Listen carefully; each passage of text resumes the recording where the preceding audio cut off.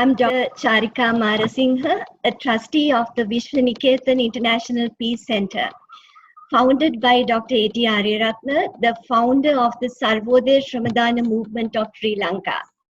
I'm hosting today's discussion from this beautiful and serene ambience of Vishva Niketan in Moratual, Sri Lanka.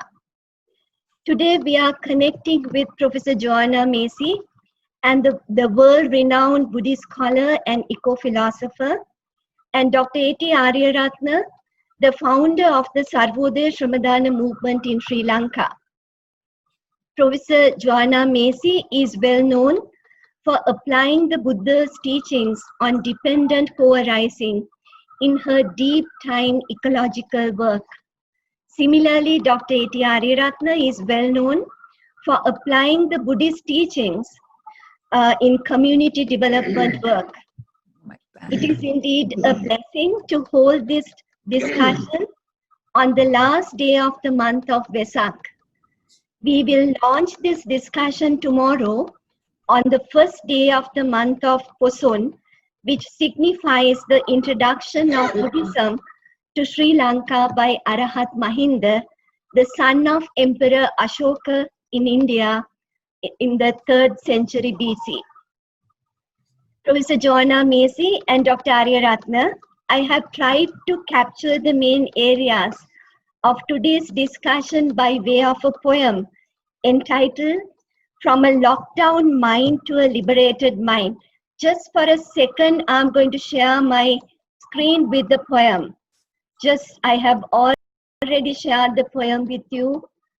I'm just going to share the poem from linear hierarchical absolutes to dependent co-arising of all phenomena, from denial of suffering to embracing the cause and effect and the way out of suffering, from illusion of a permanent self to a moment-to-moment changing stream of consciousness, from welfare of the majority to awakening of all beings, from industrial growth society to a life-sustaining society, from centralized political, economic, and social power syndicate to people-centered power base, from infectious racism to respect for innate human dignity, from institutionalized religions to transformational spiritual values and principles, from a lockdown mind to a liberated mind encompassing all forms of life on earth.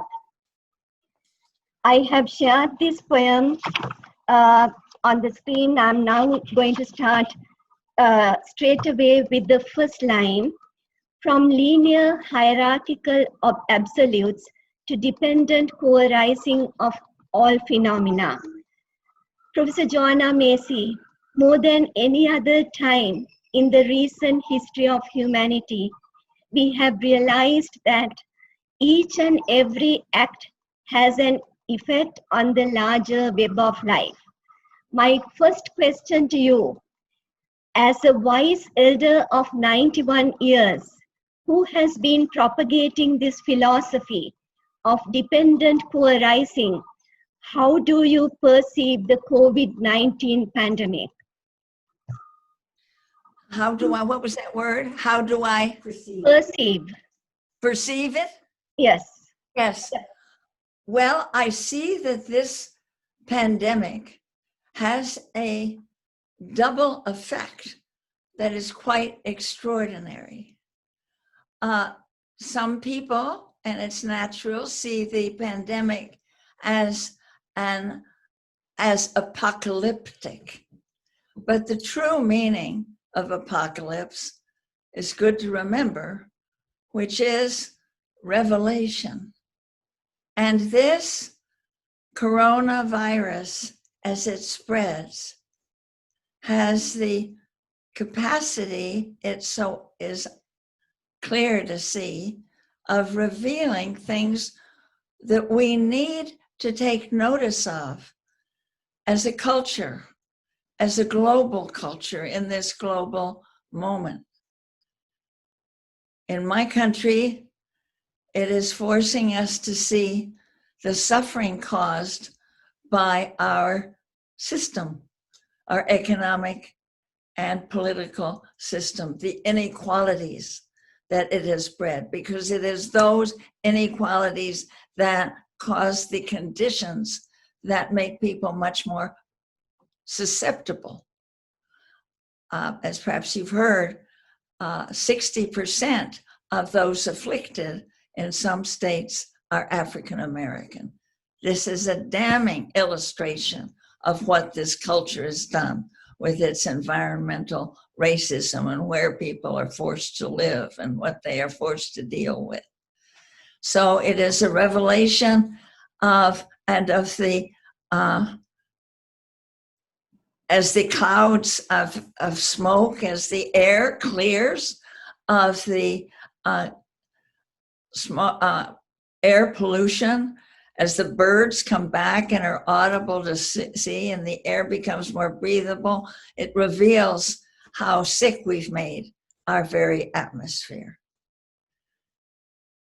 It also has revealed, on a positive side, that there's once we quiet down, and in where I live in California, that it's not called lockdown, but it's called sheltering in place.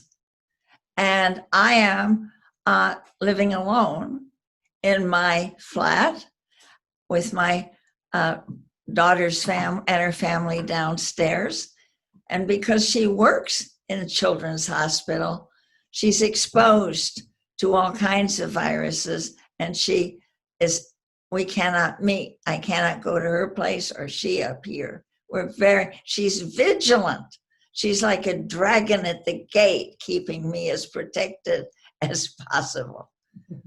But what we see is not only a care for the elderly and the more susceptible, and those who, like me, have had asthma and respiratory illness a lot of my life, not all of it, but I've been susceptible. But that we are seeing now that as people are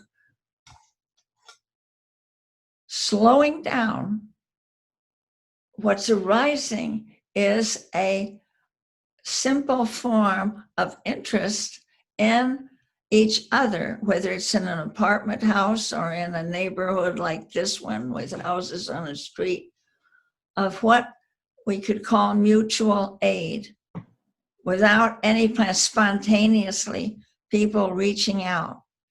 And this is presaging a kind of recognition of a more a culture built on reciprocity. And that is indeed a feature of the Lord Buddha's central teaching, is it not? Of Paticca Samutpada. All things, they mutually affect each other in a web of reciprocity. Thank you. The second line of the poem reads as, from denial of suffering to embracing the effect, cause and effect, and the way out of suffering. Dr. Ariyaratne, as a wise elder of 89 years, you have applied and interpreted the Buddha's teachings on the Four Noble Truths to transform the lives of hundreds and thousands of village communities over 6 decades. During the COVID-19 lockdown, we felt the importance of empowering the lowest level of the governance structure, the village. My question to you, Dr. Ariyaratne, how can the modern day village be reawakened to the truth of dependent co-arising, Paticca Samuppada, and help them towards village self-governance?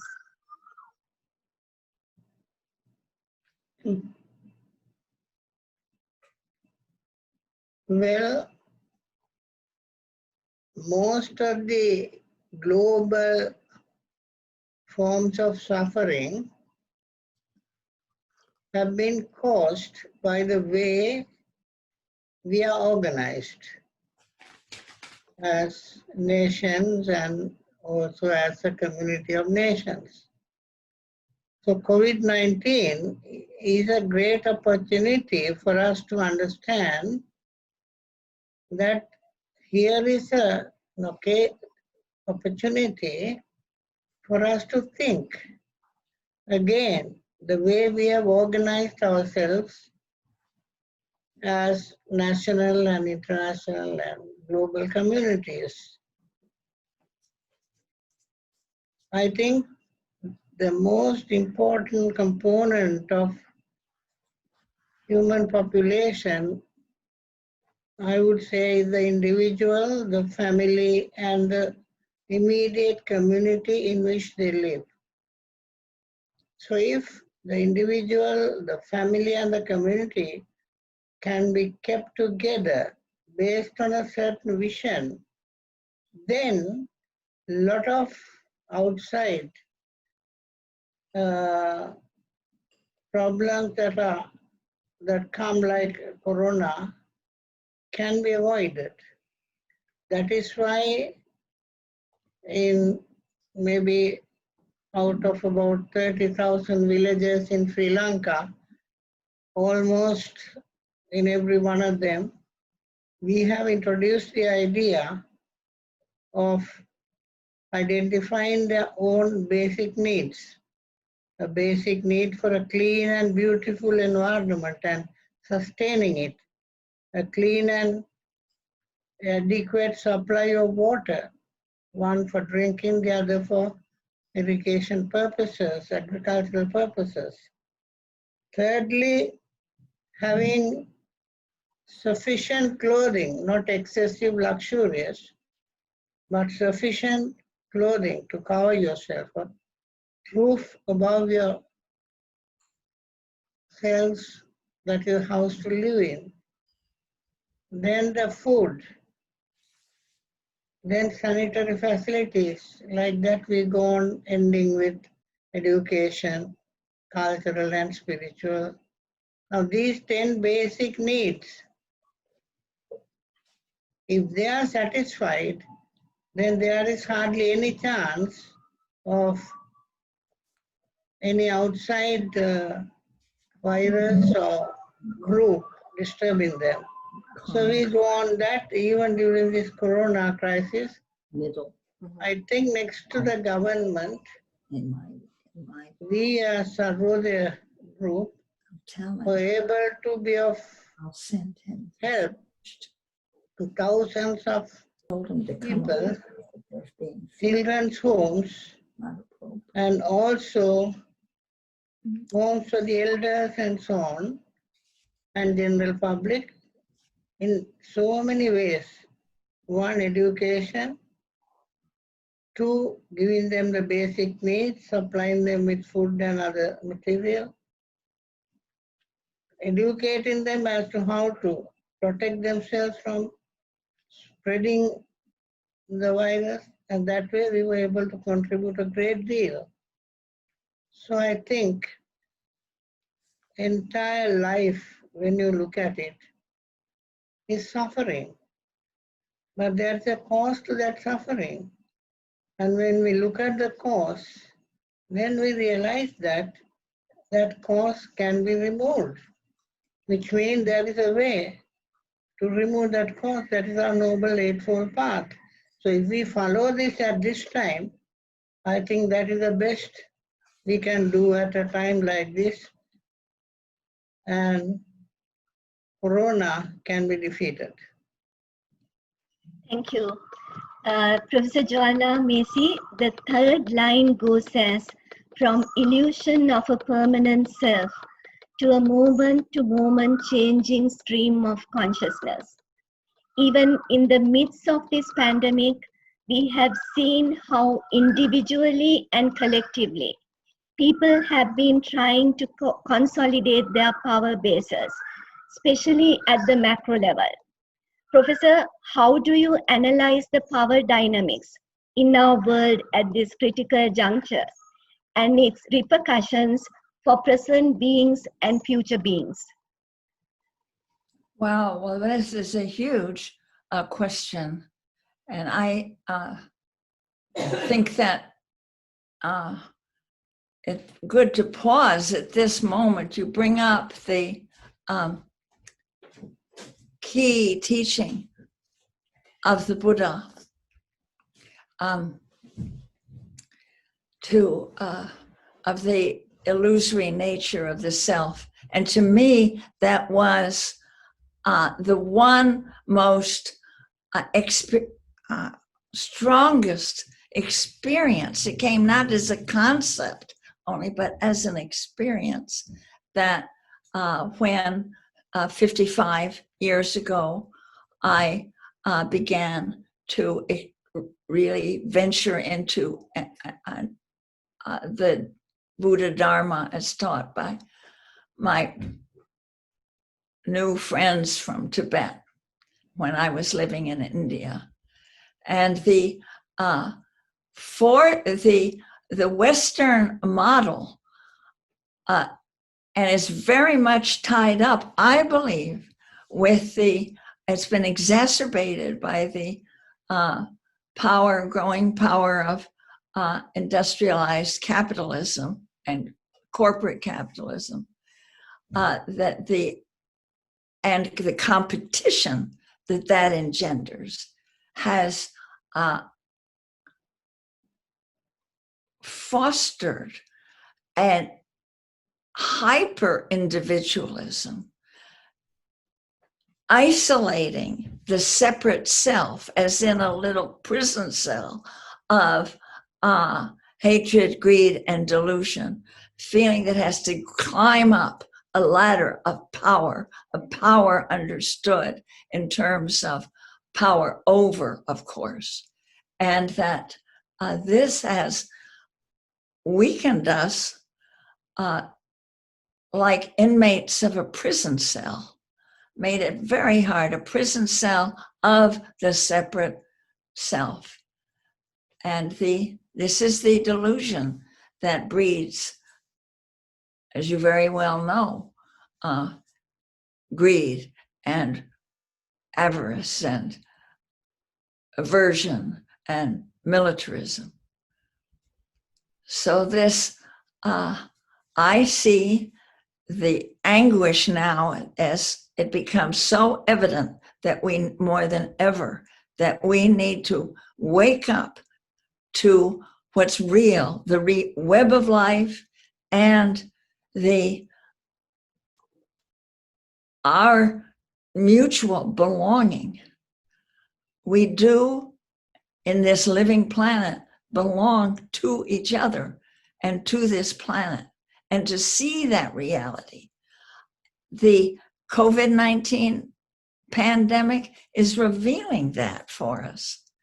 And so those that are, and they're very active right at the top and at the White House and at the reaches of this Trump administration, which is so influential over the whole world, I feel that if we do have an election, every member of the planet, every human being should have a vote in it, because how it goes will influence the whole scene, don't you think? So that at this moment, I would ask you to see that the tragic trap of the separate permanent self, that delusion, has never been more obvious than now. When you have us gripped in the fear, instead of working together and bringing us at the top. Now that ordinary people are feeling, so many of them, this, as I mentioned, this mutual aid, this reaching out for each other. A sense of brotherhood and sisterhood is marked now in comparison with what the Trump would have us feel. And this is an anguished moment but it's a moment of such uncertainty. It's even uncertain whether we in the United States will have an election. That our position is one, it's a kind of a moral, there's something stunning about it. of all we can do is to be totally ready, totally committed to justice and equality, totally present. Because at this moment, 2020, that will be a point, they say in chaos theory, a bifurcation. So this is the moment. I'm so glad to be alive now and very curious. Thank you very much. The fourth line says, from welfare of the majority to awakening of all beings. Dr. Ariyaratne, Mahatma Gandhi interpreted Sarvodaya as welfare of all. You interpreted this beautiful term coined by Mahatma Gandhi as awakening of all. You have stated that ideas of self-development, self-fulfillment, and self-reliance all are understood in the single word Udaya, awakening. At the same time, when you interpreted the word awakening, you did not mean an awakening taking place in a monastic solitude. Rather, it envisaged awakening to take place in social, economic, and political interaction. So the question to you, Dr. Ariyaratne, how would you define awakening during these turbulent times?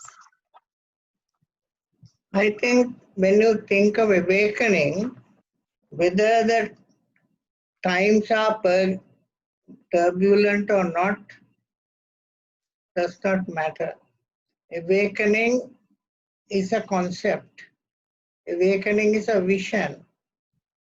Awakening is a central thought objective towards which every human being, every family, every community, and the world community as a whole should pursue. What is awakening? Awakening is trying to understand things as they are, the truth. Now my life is impermanent. I may live for a few months or a few years or maybe 100, 120, the maximum, we are gone. So that reality must be understood. Therefore, during that period, as a human being, what are the forms of awakening I should try to achieve? And at this age, say I am 89, Joanna is 91. In other words, we have less number of years to live than the number of years we have lived already. Therefore, we have to think more about what happens when this life ends. We believe that there is a cycle of births and deaths. Therefore, we are subjected to that process of birth and death, birth and death. So in other words, there should come a time when we can end all suffering, not only COVID. The entire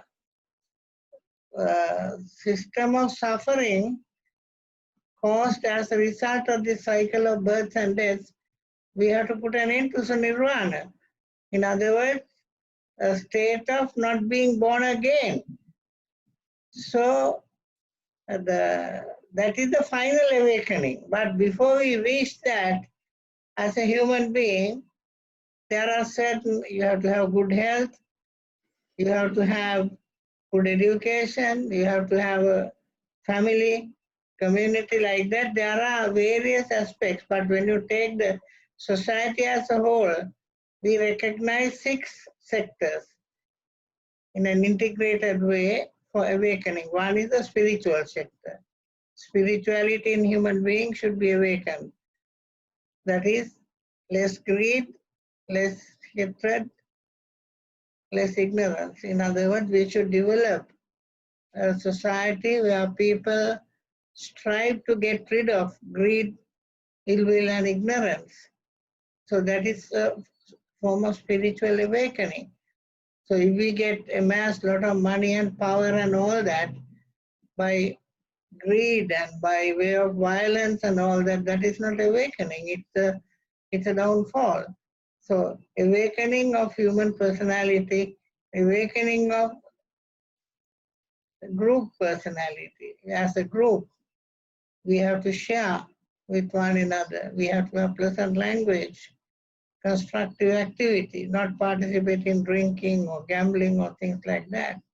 Equality in association. So when you start thinking in that manner, you see that awakening is a process that should take place in all civilized human beings. But unfortunately, what has happened in the world today is so-called democracy. Some say it's the well-being of all, well-being of a majority. Some say it's the well-being of a minority. Whatever it is, we should aim at well-being of all.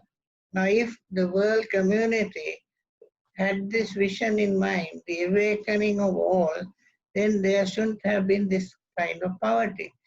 Even when this disease came about, poorest people are the ones who are suffering first.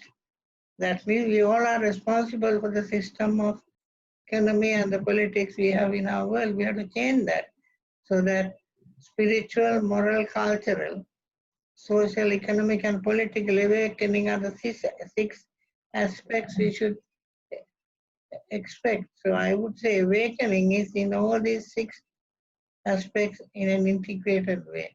It should happen at the individual level, family level, community level, city or national level, and the global level, even in the United Nations. That's not happening. That's why COVID comes into the scene. Thank you, Dr. Ariyaratne. The next line of the poem reads as follows: From industrial growth society to a life-sustaining society. Professor Joanna Macy, we are experiencing at first hand the ramifications of the industrial growth society at all levels of our social strata. Professor Macy, are you still hopeful of your dream of a life-sustaining society as something within the reach of the present generation, or for that matter, even the future generations? Oh, well, I do, of course. All the more so since I believe that even before the pandemic with COVID-19 was underway, that the industrial growth society, which could also be called corporate capitalism, but there are other nations that pursue that wouldn't like to be called themselves capitalist, but they're all nations which are needing to keep up with the capitalists and that are using their power to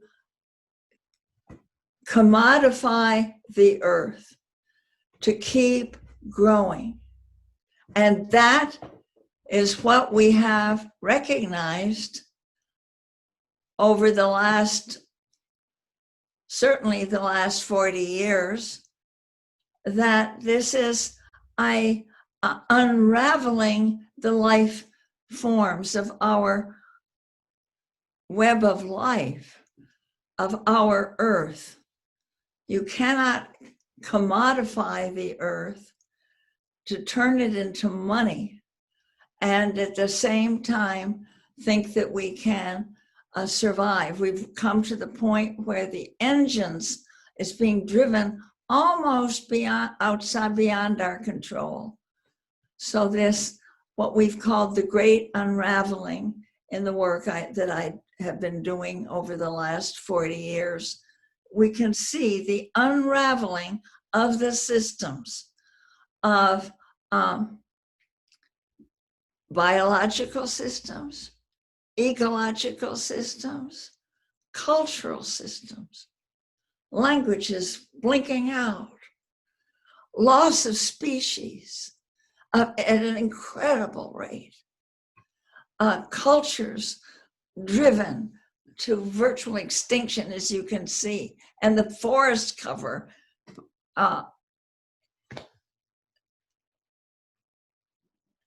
So it's, we are facing the demise of the industrial growth society. It's on its last legs. So the only answer is to hold faith with life itself.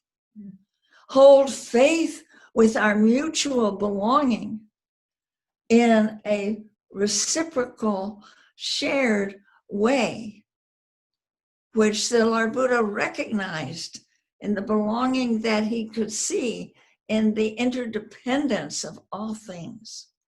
And we can hold to that as the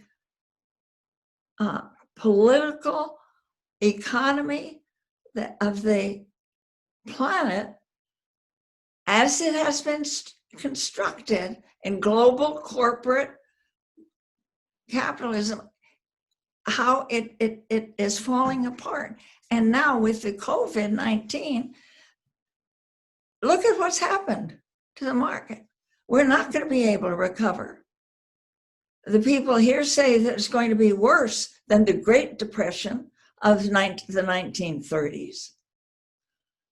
What is the answer except a life-sustaining society? And that becomes our vision and our commitment, even though we will have to go through great hardship, even though we will have to traverse the rubble of the old order. We're going to do so with strong commitment, like a flame in the heart, as they describe, one describes bodhicitta, believing in the welfare of this, because we're working not for my gain or your gain or anybody's separate gain, but for all of us together. That's the only thing now.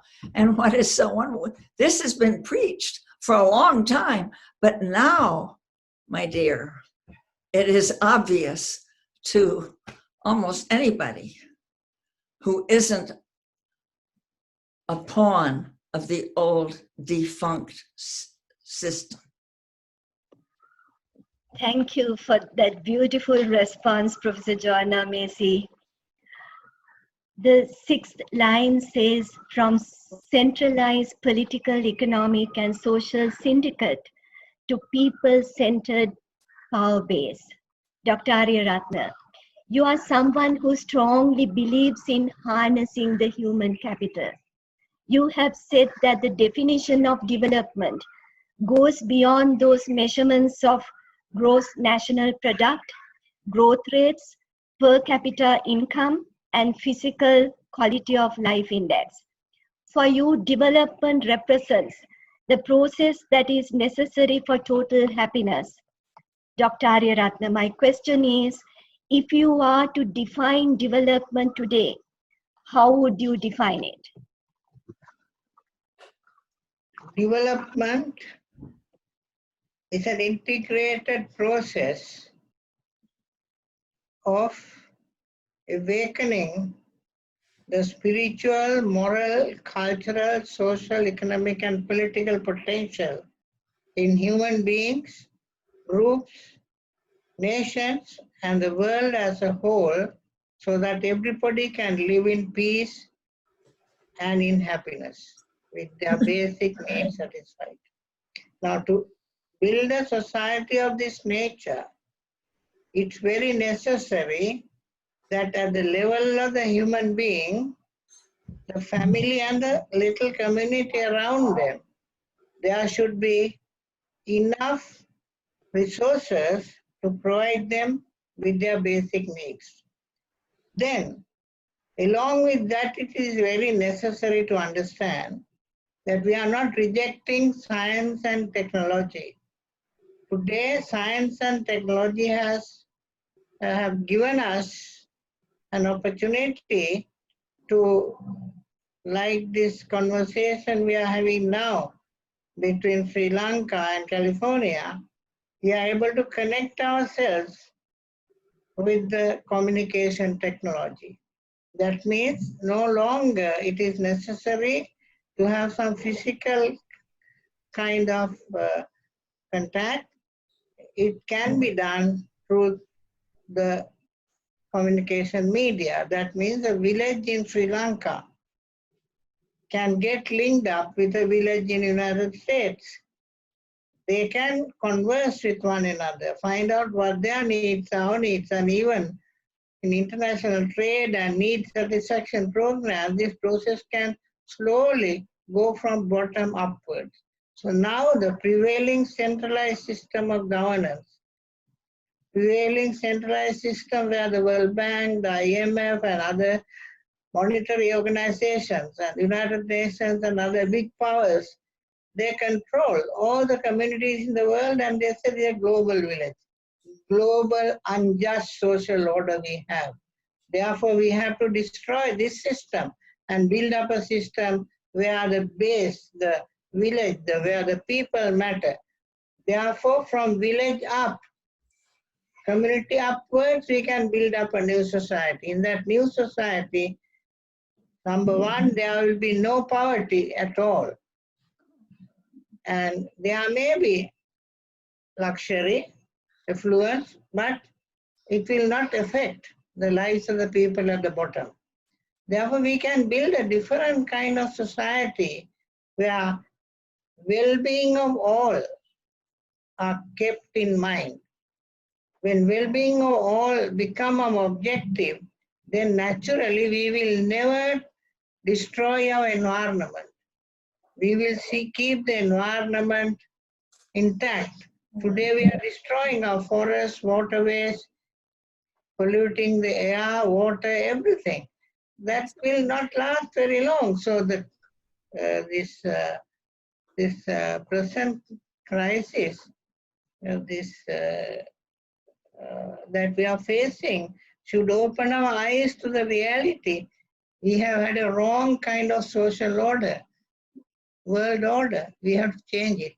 We have to change it so that Buddha's words of you human beings, it's not easy to be born as a human being, but as a human being you can attain the highest level of wisdom, which we call Buddhahood. You can attain that level.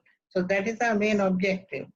And going towards that objective, we have to have a day-to-day life where we need our food, clothing and shelter and other things. But we should not devote our whole life to have these five senses satisfied with all the luxury we can get from around us, to destroying even the environment. Therefore, this time, we have to open our eyes to the reality that nothing is permanent, everything is impermanent. Everything, when you go to it, suffering. Now, yesterday I was suffering from a lot of pain in my body, I don't know why. So I had to go and do a blood test. So suffering is there all the time, though we don't see it. And then there is nothing called I in this body or mind. You can't find an I component. It's only so many elements coming together and creating certain processes to which we attach an I, an ego. My mind, you, yours, like that, and separate ourselves. That means you separate yourselves, you create enmities, you fight, you involve, you collect all kinds of dangerous weapons, you manufacture them. That is not the way. We have enough resources in the world, enough technology in the world to see to it that every human being on this planet and every animal on this planet, without destroying the animals or the trees, they also can survive. And we all can survive in good health and happiness, man, beast, and nature. Thank you very much, Dr. Ariyaratne. The seventh line reads as, this is very topical today, especially this week, from infectious racism to respect for innate human dignity. Professor Joanna Macy, as rightly pointed out by Dr. Ari some time ago, open quote, humanity is in a civilizational crisis, close quote. Aggression, hostility, and condemnation of people who are different from you has become the norm of the day. Professor Joanna Macy, how can we come out of this barbaric or most demeaning way of seeing and people belonging to other races, religions, and color? Mm-hmm. Well, that is a very poignant and devastating issue right at the moment. There are protests and burnings across the country, even here in the San Francisco Bay Area, as a result of the police murder of a African-American man. And that's just one of many incidents that has been. And we need, but many now, and I take heart from this, even though this, in the fear of the collapse of our civilization, there is great fear and panic. People don't say it's collapsing, but they feel it. They feel it in an inchoate way. And so that fear turns to rage, and they can turn on each other. And so the old wounds are tearing apart. Now, in this country, as you know, was founded on genocide of the native indigenous people. What a way to start a country. But the horrors of that have been covered over for generations. That is beginning now, great movements to look at that. And not only is this country founded on genocide, but it's grown its prosperity and strength with enslavement and the use of the slavery of Africans brought to this country in horrific conditions. And that the guilt and rage built up by that is still afflict us without, and is coming to ever more greater expression, even egged on by from messages from the White House. As if, so the danger of violence is great. I mean, there is violence, and the danger of more and more is very great. And that within the human heart, however, there is tremendous capacity for change. And that is coming with people in circles of restorative justice, of working with the pains and naming. There's a lot of naming of the costs of white supremacy.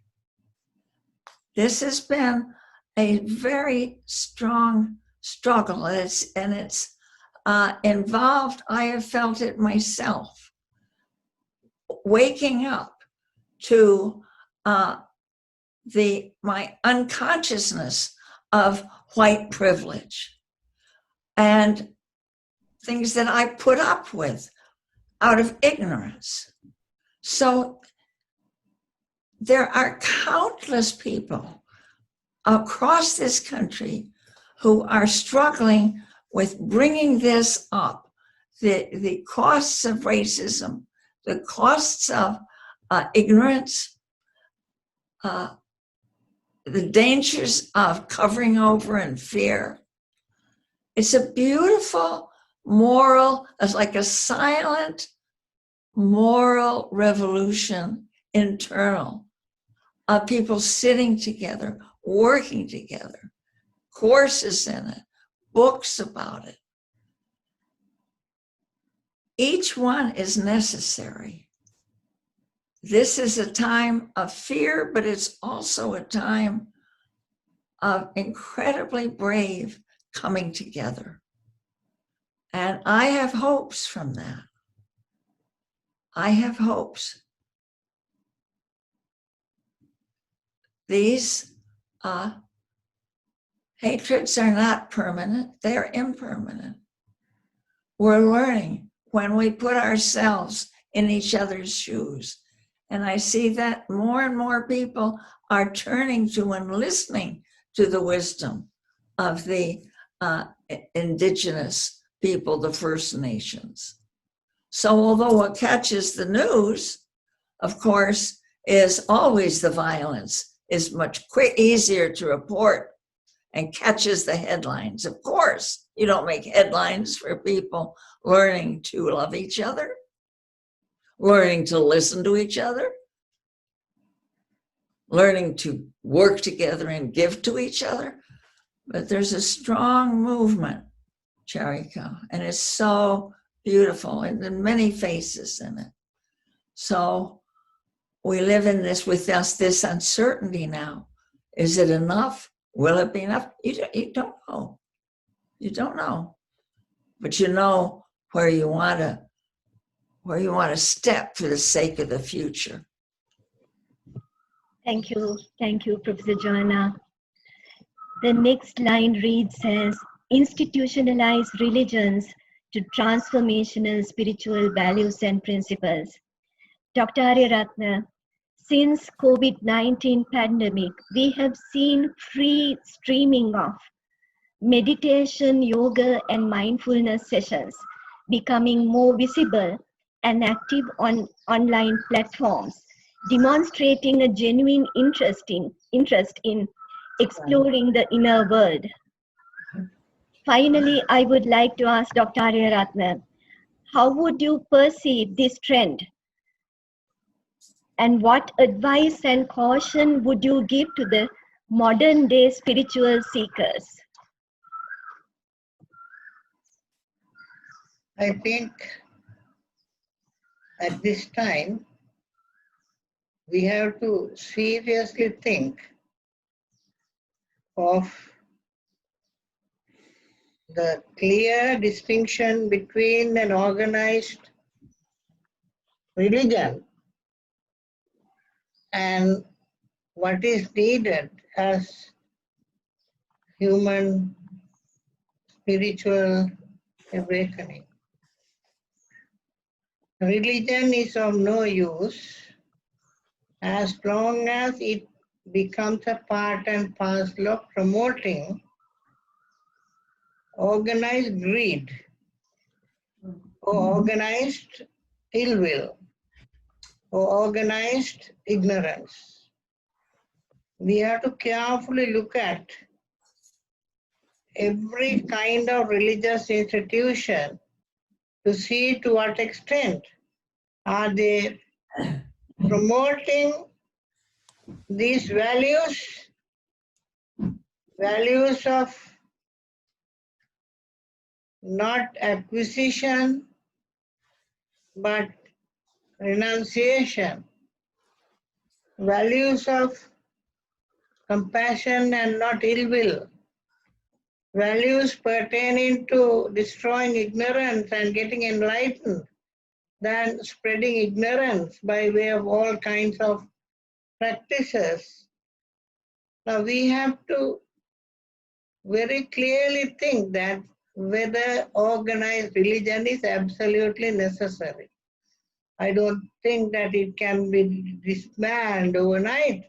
It will exist, but can't we transform every religion so that they become organizations not promoting divisions among people, but promoting the selfless service, in other words, compassion, loving kindness, forgiveness, living together, respecting all life.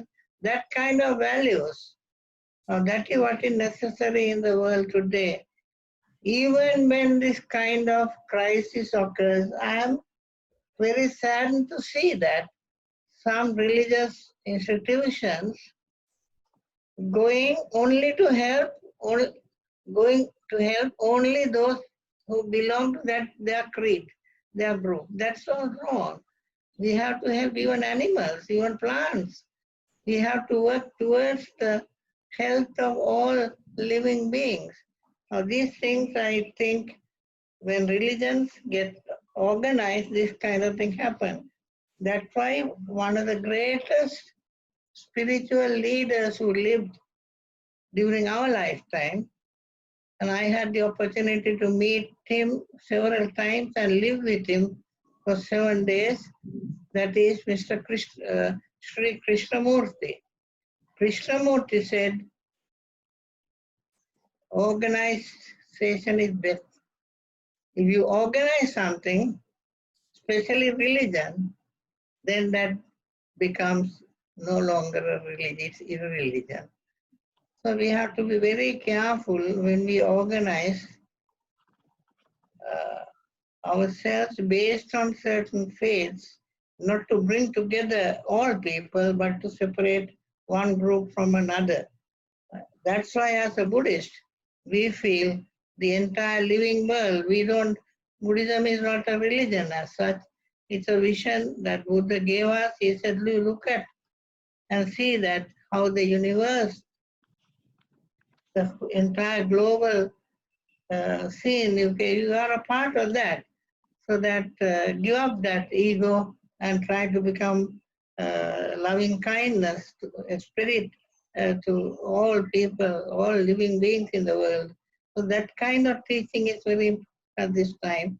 I hope states and other places, all our people should think of now working towards the well-being of all living beings, human beings, animal kingdom, plant kingdom, and even the environment. Thank you. Professor Joanna, we have just 5 minutes to end. From the final verse reads as, from a lockdown mind to a liberated mind, encompassing all forms of life on earth. Are we to expect a visible transformation of consciousness towards a wiser, kinder, and more compassionate world? You have 2 minutes to respond. Thank you. I think that it's entirely possible because we are in this crisis. It's an evolutionary point.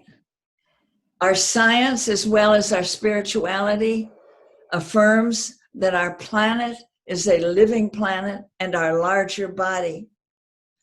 We are waking up to that, and that is what may happen. We may dissolve in racism and fear and everything, and that's the end. But there is this chance, and we can open our heart, minds, and hands to the earth and let our living earth, our Gaia, our planet, work through us, fitting in total harmony with the Buddha Dharma and the strongest, wisest teachings of organized religion as well. Thank you. We have almost come to the end of this discussion, and finally, I would like to say that we have a choice, as the poem reads, choice of being imprisoned in our lockdown mindset or freeing ourselves from that entrapment. As the poem ends, the choice is ours. On behalf of Vishva Niketan International Peace Center, I would like to express my heartfelt gratitude to Professor Joanna Macy and Dr. Ariyaratne for sharing their wisdom and insights and inspiring us all. May both of you be blessed with good health, peace, and contentment. Ayu Bhuvan, may you live long. Thank you, Dr. Ariyaratne. Thank you, Professor Joanna Macy. It was just an amazing 1.5 hours with you. May all blessings of the Noble Triple Gem and all the Devas be with you today, tomorrow, and throughout your samsaric journey. Thank you so much. Much grateful to you. I would be failing in my responsibility if I don't acknowledge the support and guidance and technological support, especially given by the Vishva Niketan team. I would like to acknowledge the program manager, Ms. Vinsika Desaram, who designed this beautiful design format for the poem and also the advertisement for the YouTube channel. I would also like to thank Mr. Madhusha Niduranga, Manager Administration and Accounts, for all the technical support. And finally, my fellow trustee, Mrs. Sadiva Ariyaratne De Silva, for facilitating Dr. Ariyaratne's Zoom call from that end. And also my friend, our dear friend Barbara, for helping Professor Joanna Macy with all the technical details, and also Professor Joanna Macy's secretary Anne is remembered with much gratitude for coordinating it with me, everything. May all of you be well, happy and peaceful. Thank you so much. Wish you a good night. Wish you a very good day. Narita, we thank you for everything. Thank you. Very well. Yes, and with blessings upon all you do at Sarvodia and at Vishva Niketan for the sake of and the future ones. Thank you, Professor Joanna.